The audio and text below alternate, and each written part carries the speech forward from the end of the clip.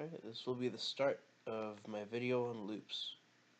We're being asked to cover both for and while type loops. I'll start with a while loop. This is one from my final project, the Advanced Dual Simulator. This is a while loop gated by a simple Boolean variable that I named appropriately loop. Its task, at least this particular loop's task, is to handle and gate user input. In this case, the user input is the user choosing what kind of duelist they're going to be making, whether it's a tank, mage, a bruiser, or a slayer, which are 4 archetypes that I built up. You can actually clearly see the stat spreads of those archetypes in the given screen. That while loop ends right here, and you'll notice that I set that loop variable back to true, and that is because if at any point the user enters a piece of valid input, I'm just going to assume that they don't, and I'm going to build the loop so that it always catches any input that the user might try to add. But if they manage to select a proper input, then the loop variable will be set to false, which will tell the while loop to stop looping as soon as it hits that bottom curly bracket. It'll say, okay, the loop is false, and it'll kick out onto the next line. And the next line is where I set the loop back to true. And you'll notice that there is a second while loop immediately after that one, with the duelist primary stat boost selection loop. And I follow the same procedure for that one. If they manage to enter a piece of correct input, then I will set that loop variable to false, so it kicks out of the loop and enters the next one. I have a series of, I believe, 5 loops on this particular class. Sorry, for this no parameter constructor. Let me go back up to the method header so you can see it.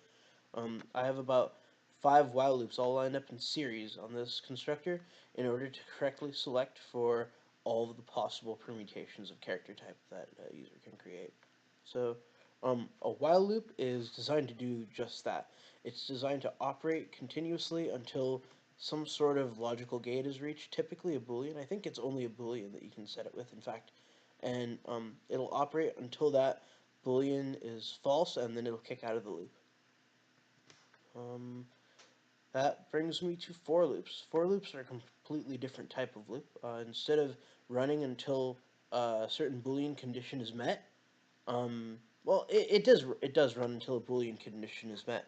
That center little snippet there, the time is less than rounds, that is actually a Boolean parameter. So it will run until a Boolean is met. However, the means for incrementing a certain value until that Boolean is met is that's built right into the for definition.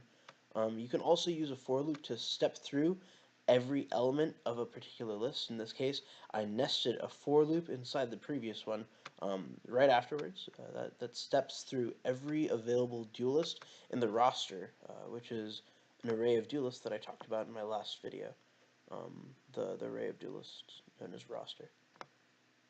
The reason that this loop is nested is that while the entire battle royale that I have will run for 3 total rounds, during each round, every duelist is stepped through at least once. So, in order for that to occur, that duelist must... Sorry, in order for that to occur, then all the duelists must be stepped through at least once. If I could find a diagram, I'd give it to you. But in a sense, it would be like